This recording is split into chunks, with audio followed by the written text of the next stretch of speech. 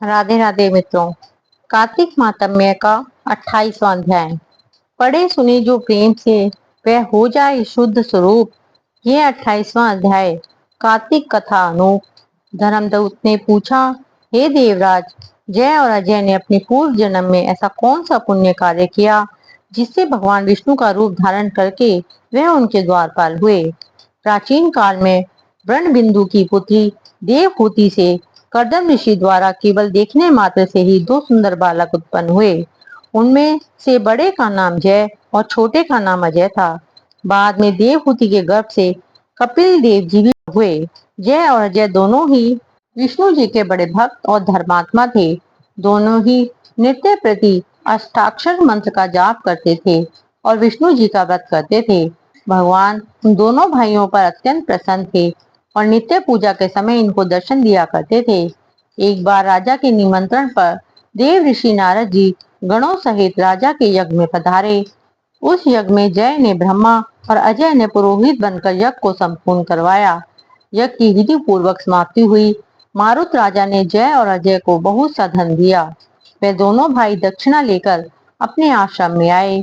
धन का बंटवारा करते समय दोनों भाइयों का आपस में झगड़ा हो गया। जय ने अजय से कहा कि धन का बराबर भाग होना चाहिए। अजय ने कहा कि जितना धन जिसको मिला है उतना धन उसका ही है। तब जय ने क्रोध में आकर अजय को शाप दिया कि तुम धन लेकर नहीं देना चाहती हो, इसलिए तुम ग्राह हो जाओ।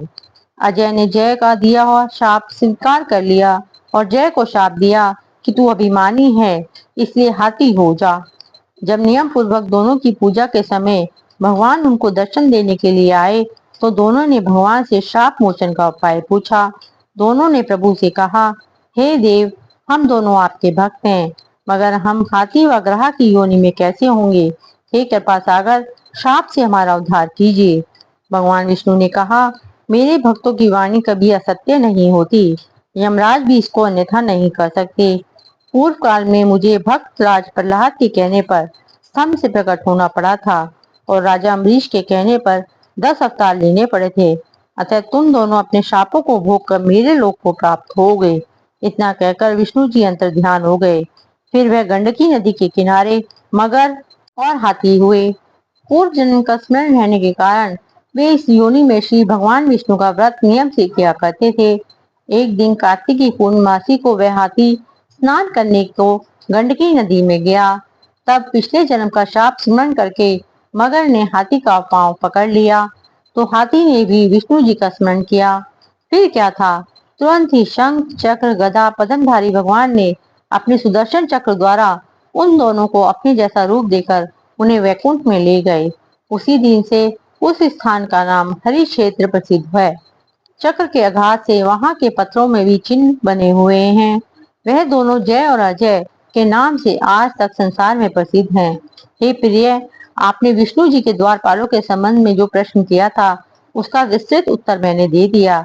इसलिए हे द्विज, तुम भी ईर्ष्या और द्वेष को त्याग कर नित्य भगवान विष्णु का व्रत करो। जगत के प्रत्येक जीव को समदृष्टि से देखो। तुला मकर मेष की संक्रांति में नित्य प्रातः स्नान किया करो।